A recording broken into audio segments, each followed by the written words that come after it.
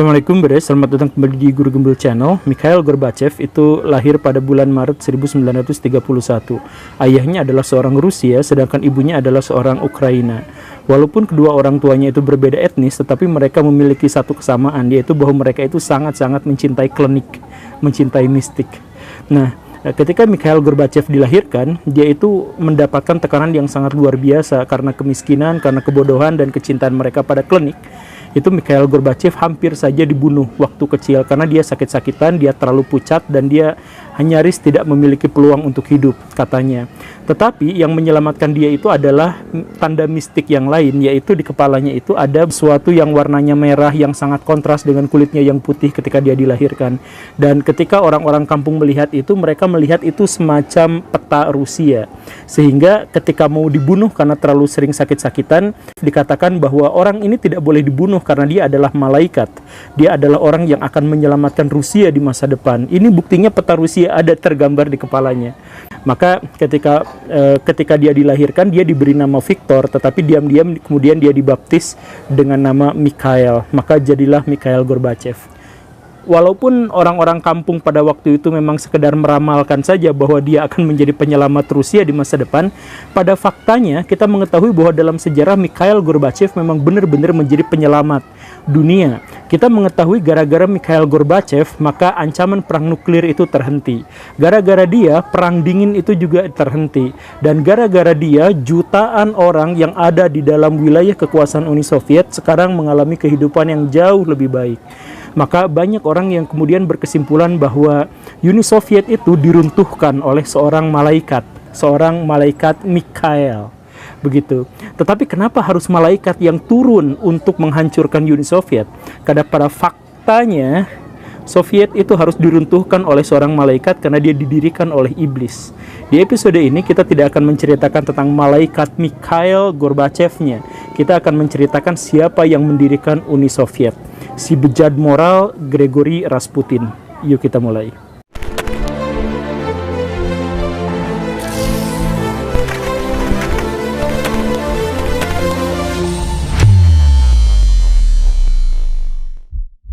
Kaisar Rusia Nikola II itu sudah mengalami kehidupan yang sangat luar biasa. Dia pernah dikalahkan dengan sangat menyakitkan.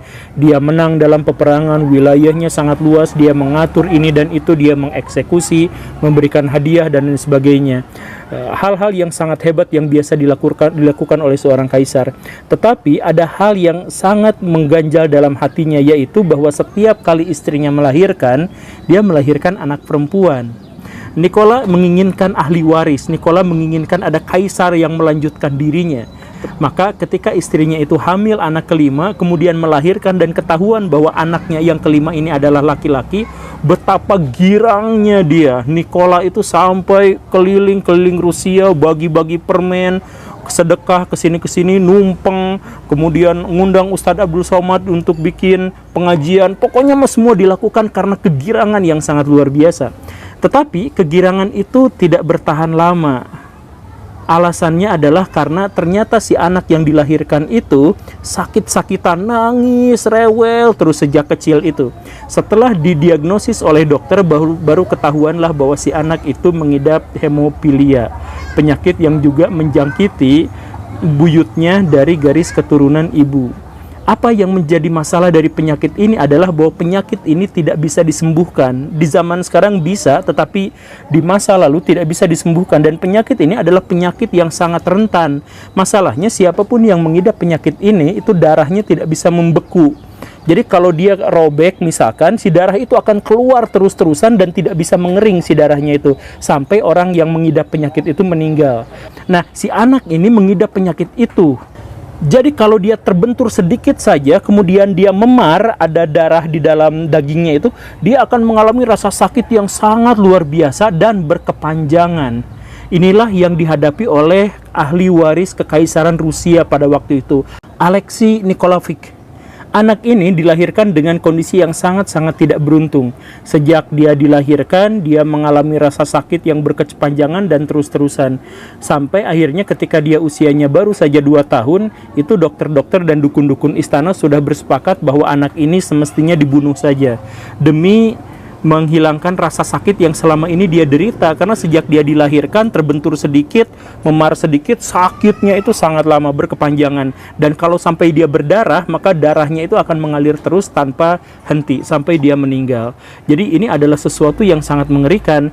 Bagaimanapun di zaman dulu orang yang punya penyakit ini tidak akan bertahan lama, maka diputuskanlah oleh dokter-dokter dan dukun-dukun istana untuk membunuh anak ini di usia 2 tahun.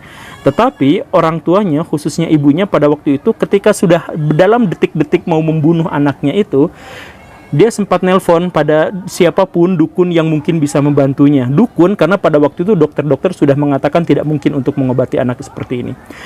Akhirnya diteleponlah, tersambunglah dengan salah seorang dukun. Dukun itu berkata, "Ibu, jangan diapa-apain si anaknya, tolong jangan dibunuh, jauhkan dari dokter-dokter dan dukun-dukun yang gak jelas di istana itu.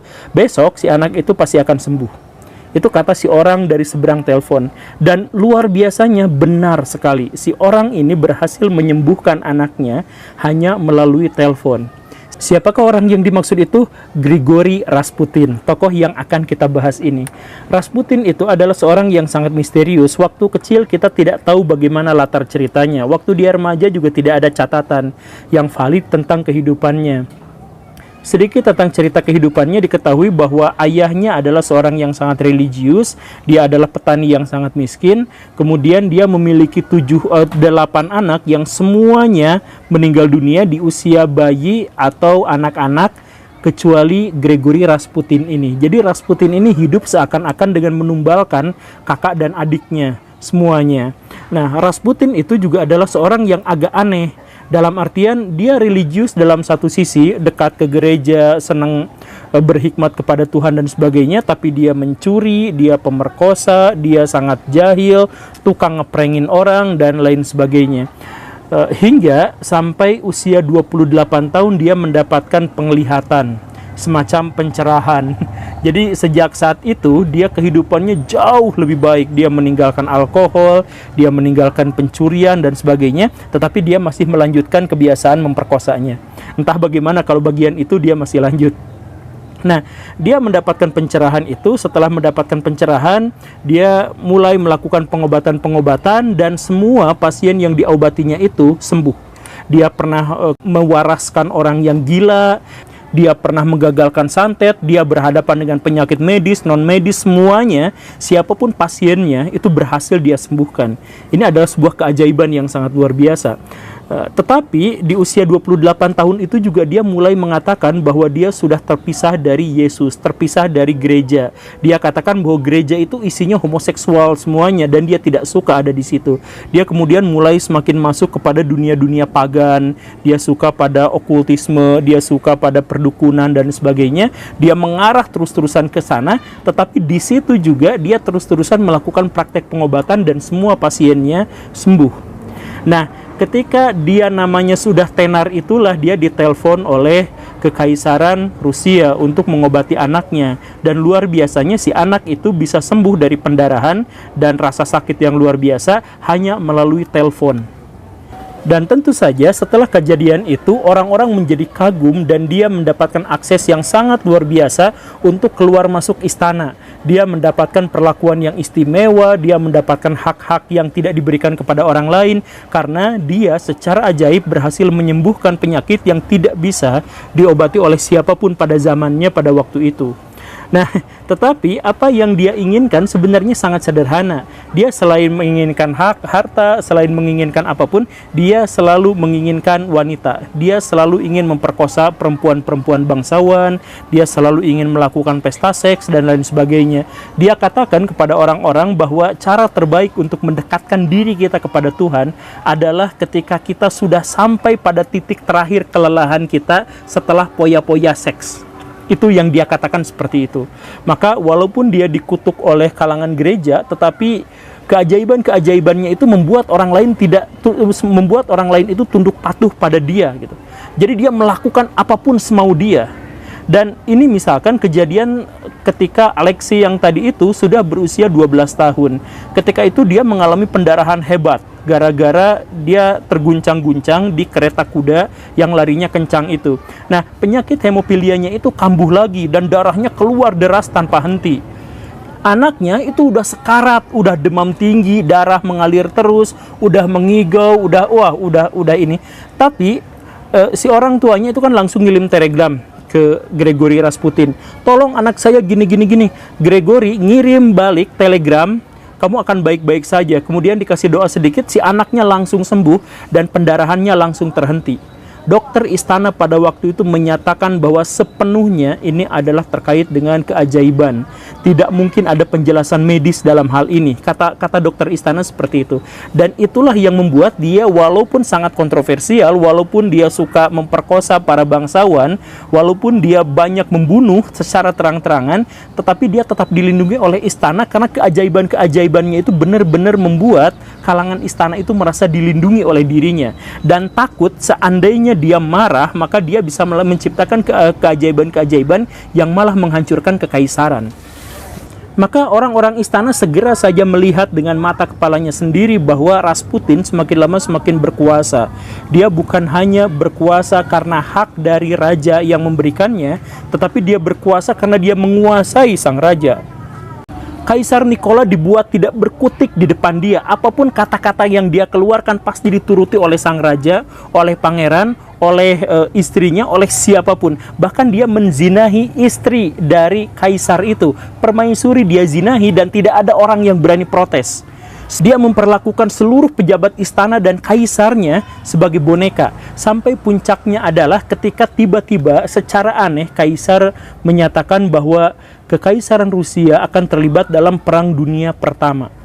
Ini adalah salah satu kebijakan paling blunder yang tidak mungkin dilakukan oleh kaisar kalau dia masih berpikiran normal. Maksudnya begini Baraya, kan kaisar Rusia pada waktu itu memiliki wilayah yang sangat-sangat luas, sekitar 17 juta kilometer. Tetapi dia memutuskan untuk ikut terlibat dalam Perang Dunia I menyerang Jerman. Ketidakmasukakalan ini dijelaskan oleh Vladimir Lenin, yang kelak kita akan mengenalnya sebagai pemimpin Bolshevik. Lenin mengatakan, kalau kekaisaran Rusia itu terlibat dalam Perang Dunia I, kemudian dia menang dan dia mendapatkan Jerman, dia sama saja tidak mendapatkan apapun karena Jerman wilayahnya kecil dan dikuasai oleh orang-orang yang kasar dan barbar. Tetapi seandainya Rusia kalah, Jerman yang menang, maka Jerman menguasai seluruh wilayah Rusia yang segede gaban itu. Dengan pertaruhan seperti ini, mana ada kaisar yang normal yang ikut campur masalah Perang Dunia I, melibatkan Rusia ke dalam pertaruhan yang tidak adil itu? Kan nggak mungkin. Tetapi Rusia yang pada waktu itu dipimpin oleh Kaisar Nikola yang nampaknya sudah benar-benar terjerat oleh pikirannya, oleh hipnotisnya Gregory Rasputin, ikut saja terlibat dalam perang seperti itu. Inilah yang akhirnya membuat beberapa orang pejabat-pejabat istana itu memutuskan untuk melakukan pembunuhan terhadap Gregory Rasputin. Banyak upaya pembunuhan terhadap Gregory yang selalu gagal, tetapi ada yang berhasil, yang dilakukan oleh Felix Yusupov. Nah, si Felix Yusupov itu mengadakan konspirasi bersama teman-temannya. Dia mengundang Gregory Rasputin untuk datang makan ke rumahnya. Tanggal 30 Desember, puncak musim dingin. Makan, ayo kita makan. Ternyata makanan itu udah diracun, racunnya sianida. Makan. Baraya tahu kan, sianida itu reaksinya cepat sekali. Jadi, harusnya ketika Gregory Rasputin itu makan, dia mati kan. Ini mah kok makan, nambah lagi. Buset, ini kok gini. Malah minta minum. Minumnya disiapin sianida juga. Diminum juga, 3 gelas. Tapi masih hidup juga. Gimana ini? Akhirnya Yusupov pada waktu itu malah merasa panik, malah merasa ketakutan. Buset, ini kuat, berarti bisa saja dia membunuh saya. Akhirnya tanpa ragu-ragu dia cabut pistolnya, dia tembak tepat di keningnya. Jeder, teman-temannya nembak juga di dadanya, di jantung, di paru-paru, mati, diguling. Udah, ayo kita ke atas, ngambil kain, mau dibulen. Pas ke atas, turun lagi ke bawah-bawah kain, Rasputinnya bangun. Bangun dan justru malah menyerang para penembak itu. Cuman kalah jumlah, dia kan 1 orang, yang konspiratornya banyak orang. Ditangkap, digebukin, patahin tulang-tulangnya, dibulen pakai selimut, diikat, lalu dicemplungin ke sungai Malaya Nevka. Akhirnya ya ketahuan meninggallah Gregory Rasputin itu. Ya, walaupun dengan kematian yang sangat susah lagi. Tetapi dari situ kita mengetahui betapa susahnya orang itu mati. Cerita tentang kematian Gregory Rasputin yang sangat aneh ini adalah cerita yang oleh sejarawan zaman sekarang itu dianggap palsu atau dianggap hoax. Karena kan nggak mungkin ada orang yang ditembak masih hidup gitu, atau dikasih cyanida masih hidup lagi. Tetapi setidaknya cerita ini dikatakan oleh orang yang melakukan pembunuhannya. Jadi ini adalah kesaksian, entah bohong atau enggak, kita nggak tahu, tapi ini adalah kesaksian dari pembunuhnya langsung. Dan setelah itu, Kaisar Nikola agak insaf, dia mulai sadar tentang semua hal yang terjadi dalam istananya. Mungkin hipnotisnya sudah tidak lagi mengikat dirinya setelah kematian Gregory Rasputin itu. Tetapi apa boleh buat, semuanya sudah terlambat. Pada waktu itu adalah tahun 1916, ketika Rusia sudah 2 atau 3 tahun masuk dalam kancah Perang Dunia ke-1. Dan ketika dia sadar, prajurit-prajurit yang biasa mengelilingi istana itu sudah diberangkatkan ke Jerman untuk berperang. Maka otomatis istananya kosong. Disinilah kemudian muncul pemberontakan yang sangat dahsyat. Bulan Februari, Menshevik dan Bolshevik bersatu untuk mengadakan revolusi, menggulingkan kekaisaran, menangkap Kaisar Nikola dan istri dan anaknya, semuanya, dan melakukan pembantaian terhadap mereka semua. Dan setelah itu apa? Menshevik digulingkan oleh Bolshevik bulan Oktober. Dan kemudian sejak saat itu Vladimir Lenin mendirikan Soviet. Uni Soviet didirikan gara-gara seorang Gregory Rasputin, seorang iblis yang kehidupannya seakan-akan didesain hanya untuk mendirikan negara Soviet. Jadi ya begitulah ceritanya ya. Saya harap Baraya bisa mengambil maknanya, dan saya harap Baraya juga bisa mengambil pelajaran darinya. Bukan hanya soal mistisme dan keanehan-keanehan yang ada di dalamnya, tetapi kita juga harus berpikir bahwa sebuah negara yang sangat besar dan sangat kuat itu ternyata bisa dihancurkan kalau kaisarnya memilih untuk menjadi tidak rasional. Terima kasih karena sudah menyimak. Saya Guru Gembul, pamit. Assalamualaikum warahmatullahi wabarakatuh.